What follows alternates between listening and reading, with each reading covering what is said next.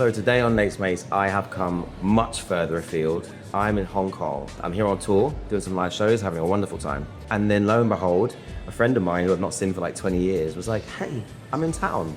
So he came to my show a couple nights ago, sang some songs with me. You will know him. His name is Noel Sullivan. He's from the band Hearsay, from the West End, from so many wonderful things. And today, he's my interviewee, so stand by.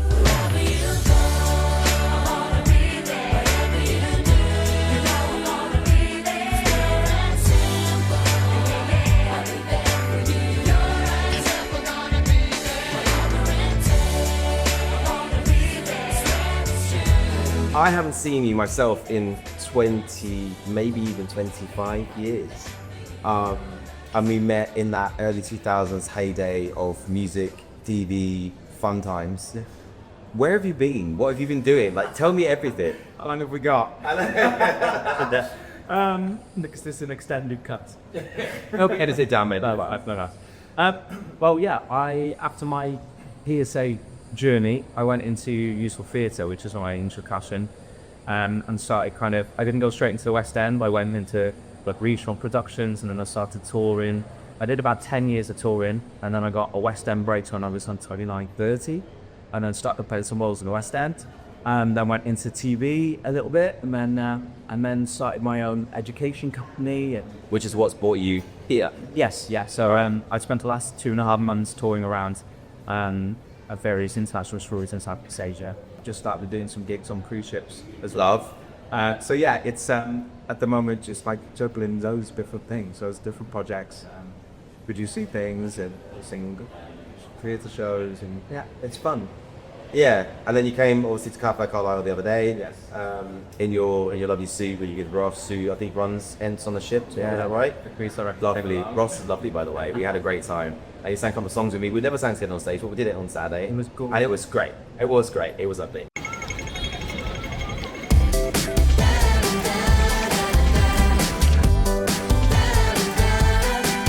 I was falling through my sleep all night in a dream I could be with you. As we spoke about before, I feel like we've both kind of been through a time of hiding who we were because of the job that we did. Yes. Whether we were told to hide it or whether we were it being gay. Obviously, that it. Are you a gay man now? But how did you find that whole, Pop Stars obviously was huge. Was it Pop Stars? It was Pop Stars, yeah.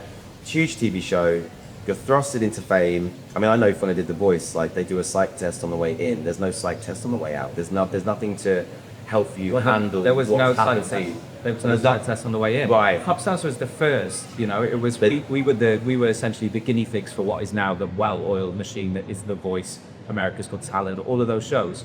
So they were hitting the ground running with us. They didn't know. So we were having a chat with someone who was writing a book on the process on camera, and they asked me if I had any skeletons in the costume. I was 19 at the time, and I hadn't really decided. I was still kind of, it's like mid-90s. We didn't really know, it wasn't okay to just kind of blurt it out. I was finding my feet. I caught some working class area in Cardiff. We just didn't say that. No, you definitely didn't.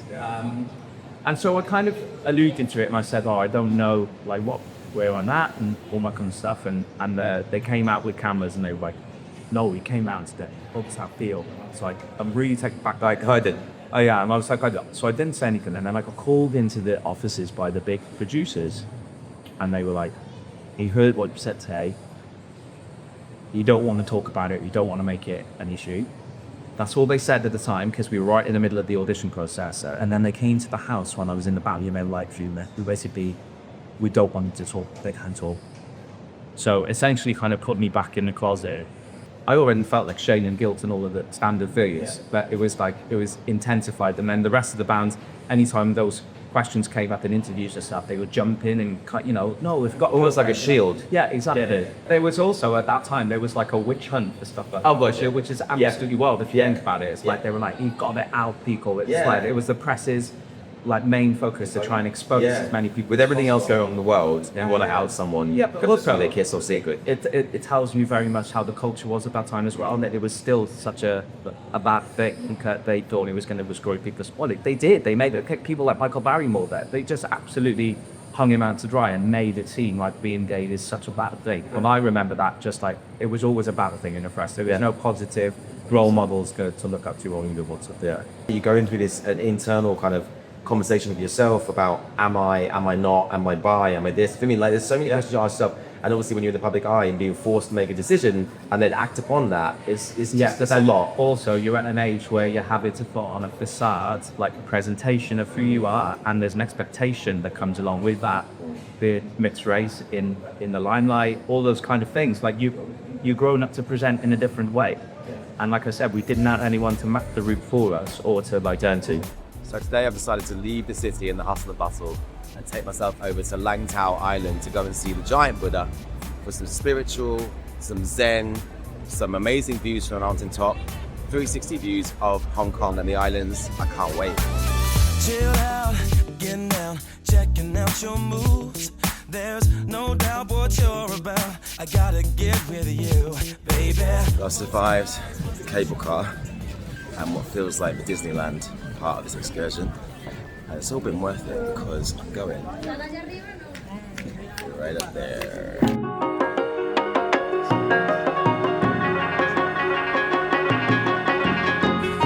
I tell you what, these 700 steps, no joke. There she is. What an incredible moment.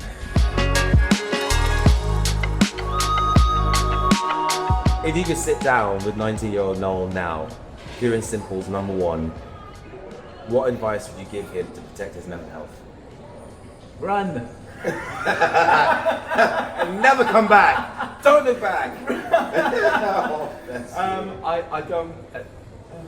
Even in hindsight, there wouldn't be enough to say to be, but there were so many things hitting us every day from every angle. And every band member as well. I recall that. When I remember when I did The Voice, Danny was on my season. He auditioned as well, in there too. And I've always said this. I feel like they wanted to make an example of just because you had a career doesn't mean you're guaranteed a slot of The Voice. I just thought that was really shit. But I think Danny's got an amazing. He's amazing. It's such a lovely guy. But I don't have times obviously with you guys back in the day. Sorry, carry on. Yeah. I just think like it just because like if you won one of those shows now, they would take you away for a year pretty much, and they would media train you, they'd style you, they'd do all of our stuff. We made all of those decisions in front of cameras, so it was like a rolling fuck up, and it was all documented. Just rolling down the hill, just picking up speed. Just gathering moss. And I just like, I think from that perspective, it would never be like that again. So like, I wouldn't be able to give me advice because by going through that process is how I learned all of my career. Right. Would you say there was a light bulb moment for you in your person, whether it was on stage, in a show, in the band? Was there a light bulb moment where you were like, do you know what, sod this, I don't want to fight anymore, I want to be myself, I want to be truthful to myself, I want to be authentic, I want to just live my life as I see fit, with who I see fit. Do you know what I mean? Like, was there a particular pivotal moment? I don't think it was one moment. I think once hearsay was over, I kind of buried myself in musical theatre. Theatre people just like, I can't say anything in front of them and they don't bat an eyelid. It was like the perfect therapy. No other people, like, if you say something wild, someone will say something wild during 5 minutes time and no one's really listening to each other. You know, it was just a really healing place to be. And so through that, I kind of exercised all my dealings and found my tribe and actually sad results. And I found the love of my life being theatre. And I think then maybe either it wasn't that long ago. Me and them had gone to the theatre and I was like, I've never said it on social media before, and I made a post about it. And it was after I'd been married. It was after the relationship was solid. So much you hadn't talked about it. I never like felt like I'd said it publicly, and it did make a difference to me. It's like, okay, now I've said everything we need to say. It's all out there.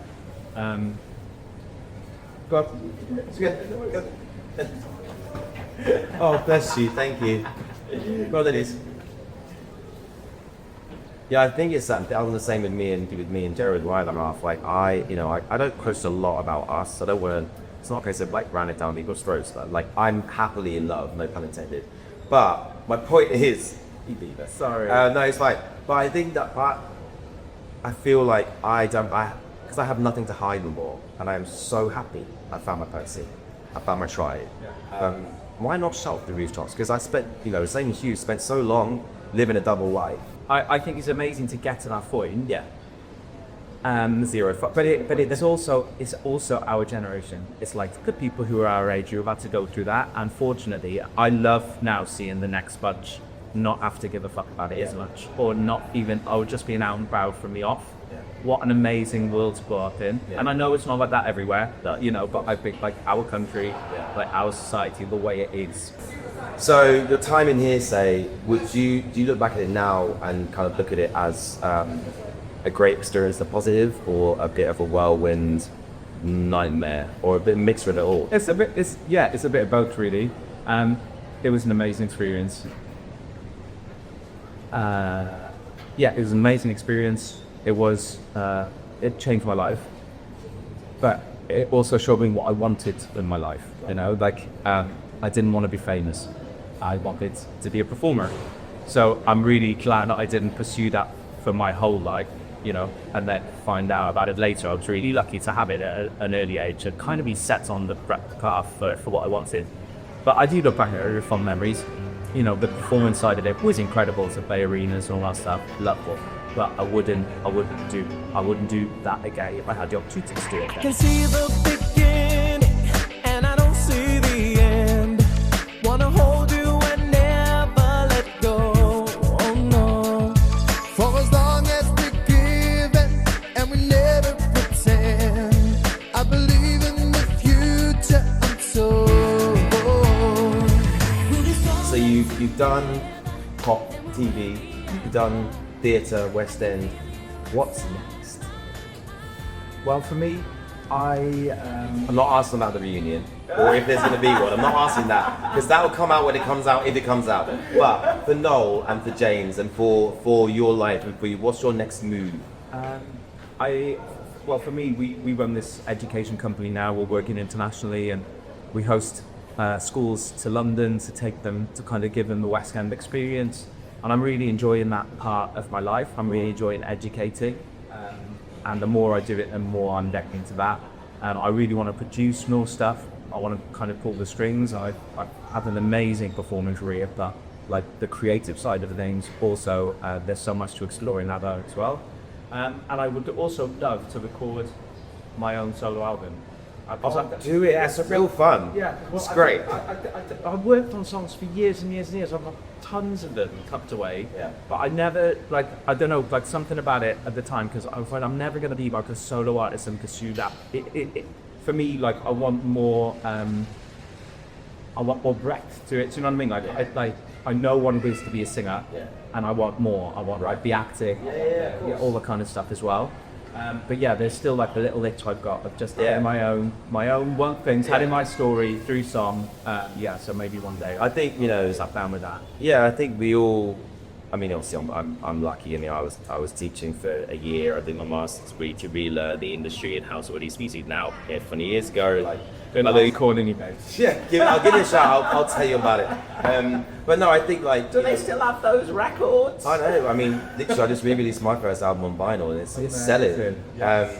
But I said to my students, I was like, having a creative outlet and having that expulsion of energy into soul. You don't have to release it. You could just record an album with a mate of yours, just to write songs and have that therapy and that outlet for emotion. Because I brought a bunch of them straight after the essay, and they all sound like, I listened to them now and I'm he's damaged. That kid is damaged. But I found it a really cathartic experience. It's like any creation, if you're making film or if you're writing poetry or whatever it is, it's just such a lovely way to get marine and talent in the show. Well, I look forward to the solo project. Let's write things. Yes, let's do that. Thank you for coming on to Nate's Mates. You're welcome. Safe flight home as you're leaving from here to the airport, right? Yeah. It's been a 3-month journey, so I'm ready to unpack. And there's me moaning about being away for my half for 4 weeks. 3 months is a long time. Well, listen, lovely to see you again. Safe journey back. Thank you. All right, that's a wrap.